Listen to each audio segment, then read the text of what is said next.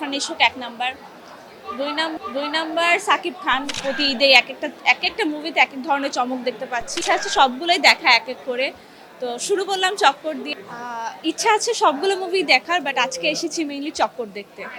আশা আছে খুব ভালো একটা কাহিনী। ট্রেইলার দেখেছি, মানুষের যে ধরনের হাইপ, ইদানিং বাংলা সিনেমার কাহিনীগুলো যেই ধরনের কাহিনী নিয়ে আসছে, আসলে প্রতি ঈদে এক একটা মুভিতে এক এক ধরনের চমক দেখতে পাচ্ছি। তো আশা করছি খুব ভালো একটা কাহিনী নিয়ে মোশাররফ করিম আমাদের জন্য নতুন কিছু এনেছে। অবশ্যই ইচ্ছা আছে সবগুলোই দেখা এক এক করে। তো শুরু করলাম চক্কর দিয়ে। সাকিব খানের মুভিটিও খুবই নাম করেছে, শুনছি কাহিনীটা খুবই সুন্দর। পাশাপাশি জঙ্গলি মুভিটাকে নিয়ে তো শুনছি তামিলের নাকি রিমেক করারও কথা উঠেছে, আর খুবই ইমোশনাল টাইপের। তো ইচ্ছা আছে সবগুলোই দেখবো এক এক করে। তিনজনই সুপারহিট বলতে গেলে কারোর সাথে কারো তুলনা করা যায় না। এক একজন এক এক ধরনের কাহিনী নিয়ে আসে, এক এক ধরনের ক্যারেক্টার নিয়ে আসে। যদি ব্যক্তিগতভাবে বলি, আমার কাছে আফরান নিশোকে বেশি ভার্সেটাইল মনে হয়। তার কাহিনীগুলা, তাকে রোমান্টিকও আমরা যেভাবে দেখি, অ্যাকশন বলেন না কেন, থ্রিলার বলেন না কেন, সব কিছুতে সে নতুন কিছু একটা আনার চেষ্টা করে। নাটকে তাকে অনেক দেখেছি, বাট আমার কাছে মনে হচ্ছে ছবিতে সে যে ধরনের রূপগুলো নিয়ে আসছে সেটা আরও বেশি অন্যরকম, আমাদেরকে আকর্ষণ করছে।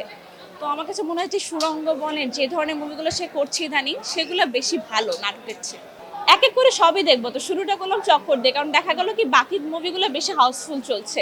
তো লাকিলি আজকে চক্করের সিট পেয়ে গিয়েছে বলে আজকে চক্করটা দেখবো। আমার কাছে মনে হয় আফরান নিশোর ক্যারেক্টারগুলো খুব ভার্সেটাইল হয়। তো তাকে আমার খুব বেশি, বলবো না যে কেউ কারো থেকে কম বেশি, সবাই খুবই ভালো, সবাই সুপারহিট। বাংলাদেশের বলতে গেলে ১ নাম্বার নায়ক এক একজন। কিন্তু আমার পার্সোনালি আফরান নিশোকে একটু বেশি পছন্দ তার ক্যারেক্টারগুলোর জন্য। যদিও এখনো মুভিগুলো দেখিনি, বাট আমি যদি আগের মুভিগুলোর সাথে তুলনা করি, আমি বলবো আফরান নিশোক ১ নাম্বার, ২ নাম্বার সাকিব খান। তার মুভিগুলো এক একটা অ্যাকশন টাইপ হয়, এক একটা রোমান্টিক টাইপ হয়। এরপরে সিয়াম আহমেদ আছে। মোশাররফ করিম তো অন্যরকম লেভেলের, তাকে আসলে তুলনা করা যায় না। পাশাপাশি সজল ভাইও খুব ভালোই করছে। তো প্রত্যেকেই এক এক দিক থেকে এক একজন সেরা। আমার কাছে পার্সোনালি মনে হয় ওটিটির যে নাটকগুলো, ওগুলো আসলেই খুবই ভালো। কাহিনী থেকে শুরু করে তার স্ক্রিনে তার স্ক্রিন প্লে সবই খুবই সুন্দর।